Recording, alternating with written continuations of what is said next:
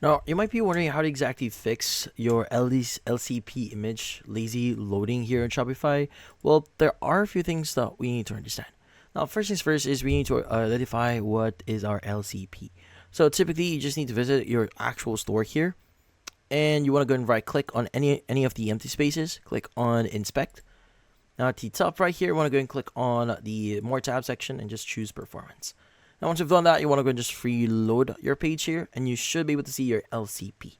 Now, currently my LCP is pretty good. It's 0.66 seconds, but then again, sometimes it might not that be good here. How do you change or how do you fix this one? Well, you should see like your LCP elements here. You can go and just click on it, and it should give you the option what is that image or your LCP element here.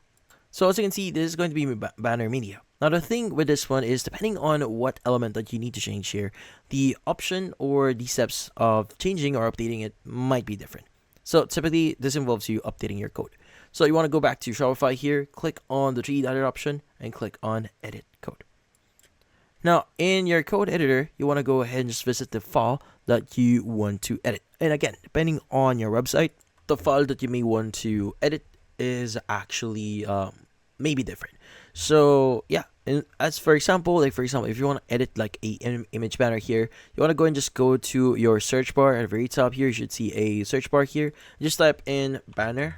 Go and open up the image banner here under sections. So go and just click on it, and you should open it up. Now, what you're looking for specifically here is going to be the loading property. So in here, it's going to be around in the section here. So once you do see it, what you just need to do is you want to go and either remove it completely. Like for example, this is the loading property.